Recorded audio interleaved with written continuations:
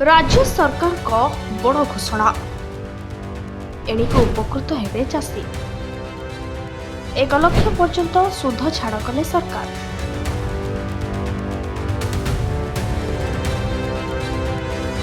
राज्य सरकार को नूतन नियम अनुसार समवाय बैंक फैक्स और अन्य बैंक माध्यम 1 लाख टंका पर्यंत फसल ऋण नेउथुबा चाषी सुध हार शून्य रहिबो।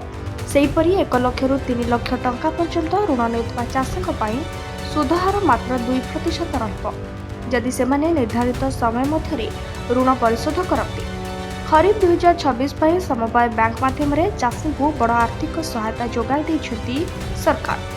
1 लाख पर्यंत 0% सुध, 3 लाख पर्यंत 2% सुध राज्यर कृषि क्षेत्र को अधिक गतिशील करने एवं चाषी आय वृद्धि लक्ष्य ओडिशा सरकार चलित खरीफ 2026 ऋतु पर एक बड़ ऋण योजना घोषणा कर। सरकार स्पष्ट करिछि फैक्स जरिया समस्त स्वल्प मियादी कृषि ऋण केवल ऑनलाइन माध्यम ही प्रदान कर। एथर खरीफ ऋतु में समवाय बैंकगुड़िक जरिया चाषी को मोट 11,500 कोटी टंकार ऋण प्रदान करने को लक्ष्य धार्य कर।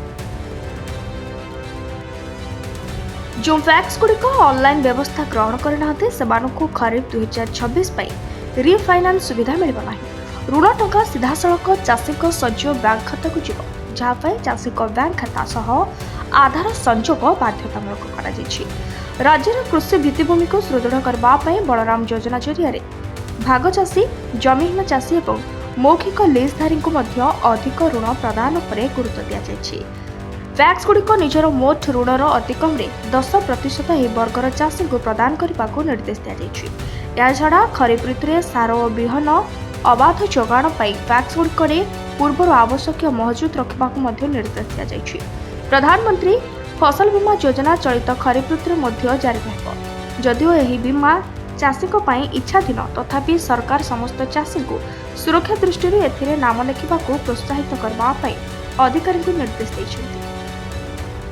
ऋण समय सीमा संपर्क कहले खरीफ और रबी फसल स्वतंत्र भाव 12 मासर अवधि रही, जहाँ दीर्घमियादी फसल 18 मास पर्यंत वृद्धि कर। Report Satyakam news 24।